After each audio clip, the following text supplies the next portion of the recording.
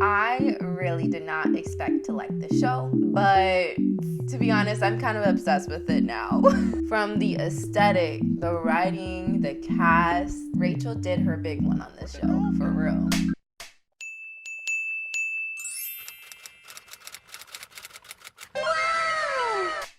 Anyways, if you're new, hi, hello, I'm Samaya, and on this channel we binge films, TV shows, and books, and then yap about them. And today we're going to be talking about I Love LA, Episode 1. I Love LA is a comedy drama TV show first released in 2025, starring Rachel Sennett as Maya, Josh Hutcherson as Dylan, Odessa Ozian as Tallulah Steele, True Whitaker as Alani Marcus, and Jordan Firstman as Charlie. It was created by Rachel Sennett and released by HBO Max. The show follows Maya, a clientless talent agent that is until she reconnects with her college ex-best friend and influencer Tallulah, taking her as a client. The pair, along with their group of friends, navigate the ins and outs of life in LA. So a few fun facts about Miss Rachel. She's actually an NYU grad, just like me. She has reached triple threat status. For I Love LA, she's the executive producer, the showrunner, and the star. That is honestly so impressive. Just from this episode alone, I could already tell she has a brilliant mind for writing shows for our demographic and it coming off as organic. I know you guys have struggled with this. I have too, where I will watch shows that's for my age group or about basically just a coming of age show in general. And the language, the way the characters would act and how they would navigate certain situations was just so cringy. It really was. And you can just tell it was written by a 40-year-old man. I just wanted to give her kudos for being a triple threat for the show, but also I know how hard it is. I know she's tired. Wearing all those hats is not easy. She was renewed for season 2, so obviously she didn't want to do this. She probably would have stopped by now, but I think the show was really successful so far from what I've heard online about it. I mean, there's some strong opinions too, but we'll get into that later. So without further ado, let's get into the episode summary. But before we get into that, as you guys may know from my other videos, rating is kind of my thing. So I'll be using this rubric and rating every episode based on each category, numbered 1 to 5, 1 being the worst and 5 being the best.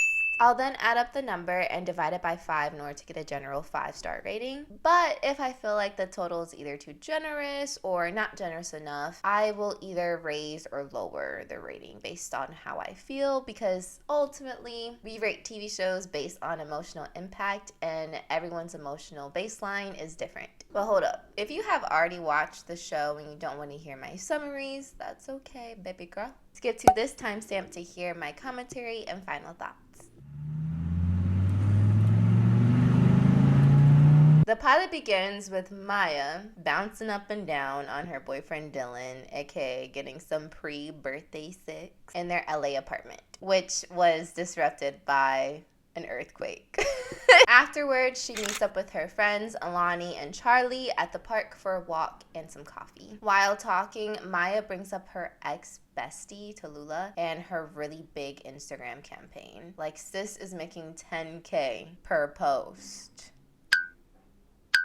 It's obvious something went down between them since Maya keeps muting Tallulah on Instagram, telling her friends how Tallulah still owes her $1,200. Charlie is obviously not a fan of her and convinces Maya to block her on Insta, even though Alani doesn't think it's a good idea. But Maya feels empowered afterwards, and so she goes to work and asks her boss for a promotion from assistant to manager at the talent agency. The boss is not entirely convinced, saying Maya doesn't have experience, which I'm so happy Rachel put that in there, because you have no idea how tired my generation is of hearing we don't have experience. How can we get experience when you don't give us a chance? So yeah, her boss turned her down basically and shoos Maya away. Maya returns home defeated, but surprise, surprise, Tallulah has flown in from New York for Maya's birthday. After some convincing, Tallulah gets Maya to come clubbing, getting them past the club line after schmoozing with the club owner. The next day, Maya meets up with Alani and Charlie with Tallulah to celebrate her birthday.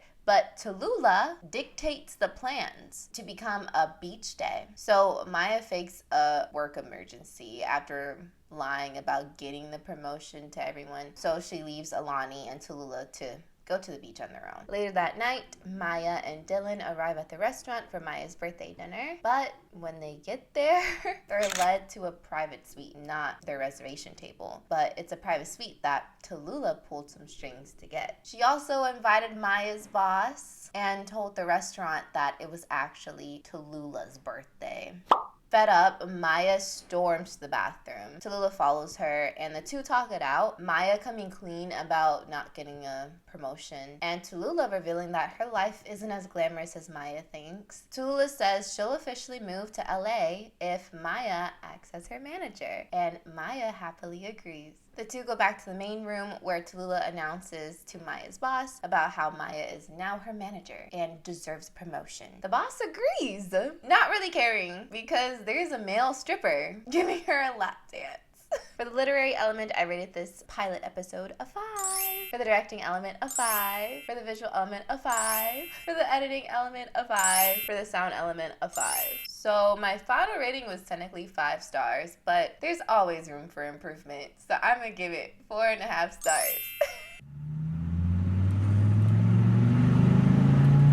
So like I said earlier, I think the language in the show and the emotional shifts are very realistic. It's just very conversational and nothing feels awkward in their mouth. And it truly is a reflection to how our generation speaks to each other, where we kind of use humor to hide our pain or to make like the day by day like more tolerable because this world is and then the emotional shifts where like we kind of get over situations fast in order to like not deal with heavy feelings too much. So Maya and Tallulah quickly making up, that honestly makes sense, especially since Maya needed her to like elevate her job. Then the whole like use of social media, I really liked how they did it in the first episode already, because usually older writers, you can tell, would write our generation just using social media in general, but it would be kind of like cringy. Like, not to call out Mean Girls, I love me some Mean Girls, don't get me wrong, but the new movie with their use of TikToks and stuff, it was kind of cringy. It really was. Versus this show, she used social media to show how we navigate relationships and how social media really does affect how we interact with each other. Her muting Tallulah instead of blocking her, that's very reflective of our generation. And there is like a great divide of should I block or should I just mute them, ever since they like added the mute option. But then also them showing how Maya was greatly affected seeing Tallulah's posts. I think that is also reflective of our generation, where we're not necessarily competing with each other, but I did some research and there's this quote from this article that honestly perfectly captures what I'm trying to say. It reads, "The frenemies spend most of the episode locked in a happiness Olympics stalemate. In contrast to New York, Transplant's tendency to compete in the misery Olympics, in which victors prevail based on just how hard and arduous the path was to become them. Social Catchit in LA comes with bragging rights on who you know, what you do, and how freaking great your life is compared to everyone else around you. It's a farce that Maya and Tallulah can't help but submit to." You can really see this dynamic between Maya and Tallulah in their first scene together when Tallulah first gets to Maya's apartment. Tallulah's saying all these like comments about her apartment, how small it is in person compared to the photos that she saw. And Maya's like, no, I like this space. It's perfect. And then like lying about her promotion later after like everyone knows about Tallulah's campaign on Instagram. I wouldn't call them frenemies though. I would just say it's a competition between somewhat friends. I wouldn't even honestly call it a competition between each other. It's just trying to prove yourself and prove your worth, which our generation constantly has to do. And it can't be helped that, like, Tallulah kind of triggers Maya's inferiority complex. But yeah, speaking about them, I am, like, curious about where the relationship's gonna go. I really think that the show is gonna be centered around that. Because, like, is being the manager of your former ex best friend who makes everything about her a good idea?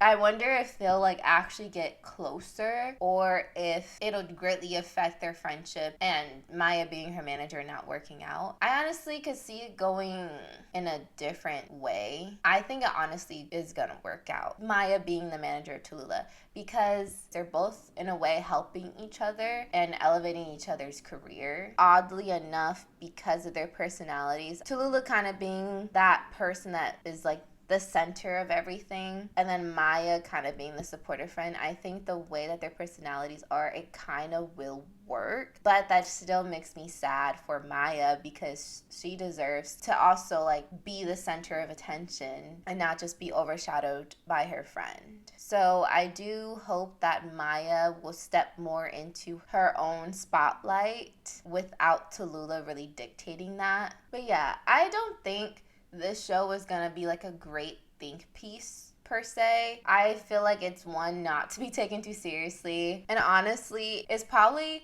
the most natural sounding Gen Z zillennial show out there right now. Thank you guys so much for watching. I am curious about what you think about this show. I've heard a lot of, like, native LA people crap on it, and I'm not from LA. I've never lived in LA, so I would generally love to, like, hear your thoughts about that and maybe give me some new perspective. But so far, I don't know. I really like this show, and I can't wait to finish the rest of the series. That's a wrap. Until next time. Bye!